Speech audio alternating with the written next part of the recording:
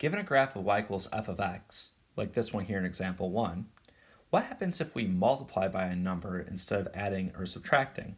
So for this first example, c is going to represent a number.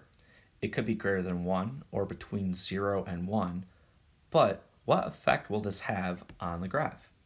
Let's start by looking at y equals 2 times f of x. Now, here, this 2 means we're multiplying to the y value.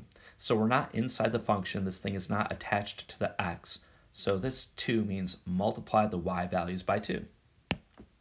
So this graph will double the y values.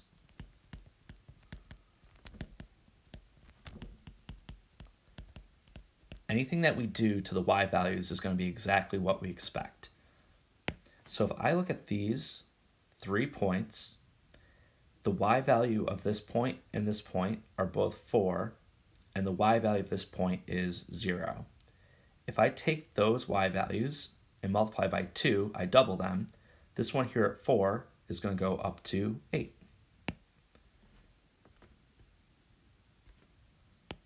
So it was at 4, multiplied by 2, it went up to 8.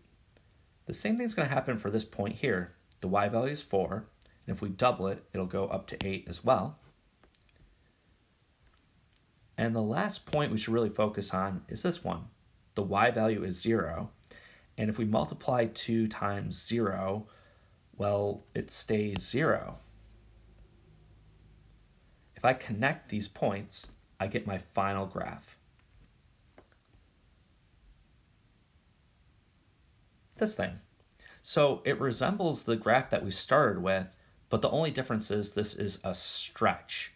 The reason it's called a stretch is because the spot that was at 0 stayed fixed, but all the other points got stretched away.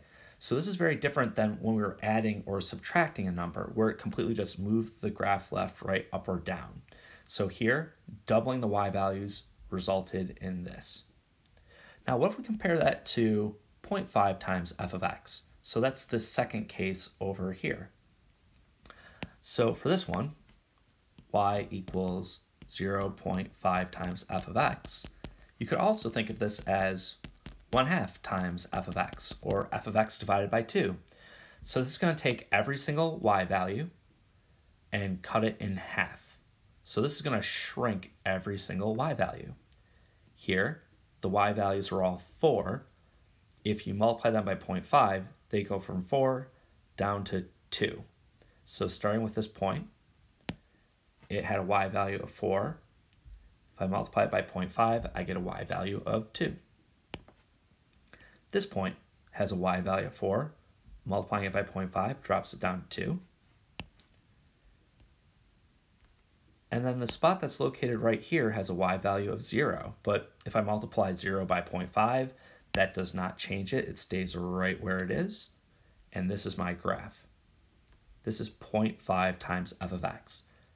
It resembles the graph that we started with, but we have shrunk this down by a factor of 2. We've divided everything by 2. So again, here we changed the y values because the numbers are outside the function. This one doubled it, this one cut it in half, and that's exactly what I expected it to do.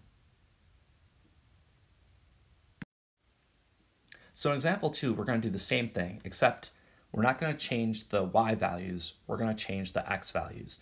Notice that the number is now inside the function. It's directly next to the x. So what would happen if we looked at something like 2 times x or 0.5 times x? This will still be some type of stretch or a shrink, but it's going to be the opposite of what we expect. So let's start with this one here. Y is equal to f of 2x.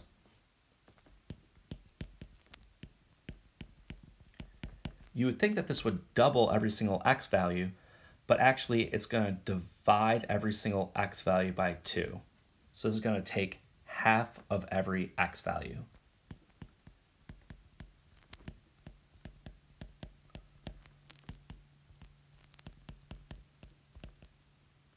If we look at this on the graph, these points, if I look at their x's, this one has an x value of -6. If I divide that by 2, it goes to -3. So the point that is here moves here. We've cut it in half.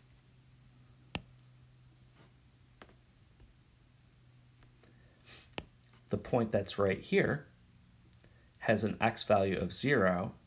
If we divide it by 2, it stays 0. This point has an x value of 4. If I cut that in half, it's going to go to 2. If I connect the dots, I get a little bit of overlap, but this is the picture that I have. 2 times x does not double the x's, it cuts them in half. And this shrinks the graph. It actually moves in closer towards the x-axis. So here, we've taken half of every single x value. Now, what if we compare this to 0.5 times x?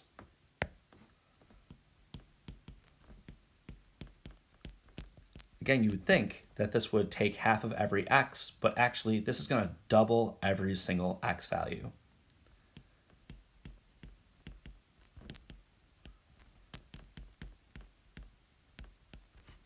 So if we look at this x value is at -6, so it's going to go out to -12.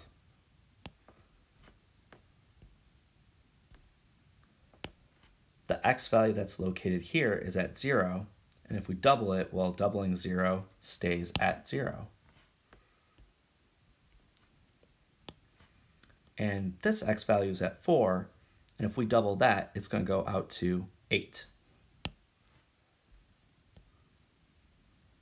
We're going to get a little bit of overlap here, so I'll just use a dotted line.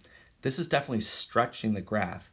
I have to connect this point over to this one, but maybe I'll just sort of like put a dotted mark over here just to say that, yeah, these two stretched out. Maybe I'll just write that above it. This like goes over here, and this connects down to that point here. The green graph doubled the x values, and the blue one divided them by 2. Let's start combining all of these ideas that we've come up to at this point in one example. So again, we'll stick with the same function, y equals f of x.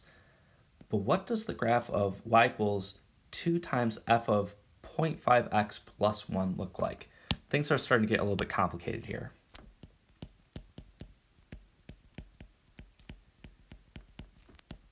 But there are 3 things that are different. What I'm going to do is list out in order what they do to the graph. I'm following order of operations here. So I'll first work with inside the parentheses of the function, which is this 0.5. The second thing is going to be this multiplication by 2.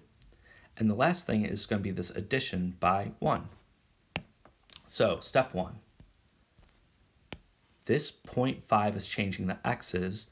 It's going to do the opposite of what I expect. This is actually going to double my x values.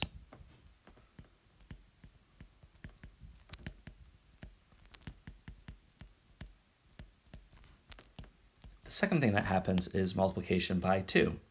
Now this 2 is multiplying to the y values, so it's going to do exactly what I expect in that I'm going to double the y values.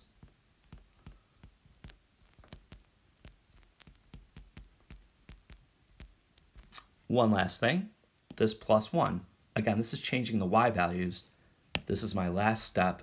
This is going to go up 1 place. So I'll pick a point, and I'm going to run it through these 3 steps to see where it ends up. I'll do that for the remaining points, and I'll have my entire picture.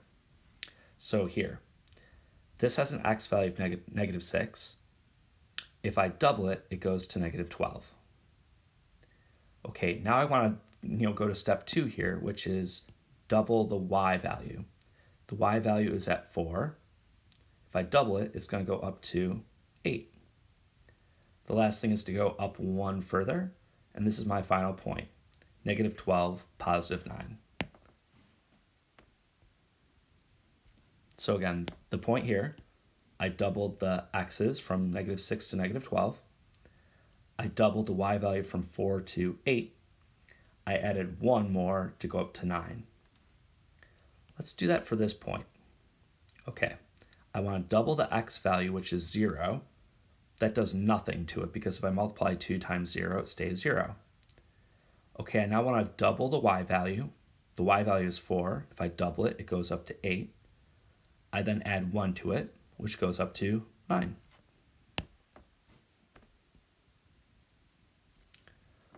Okay, last one. This point here. I first want to double the x value. The x value is 4, so it goes out to 8. I then want to double the y value. The y value here is 0, so if I double that, it stays 0. The last step is go up 1 place, and this is the final location, 8, 1. If I connect these points, I get my final graph.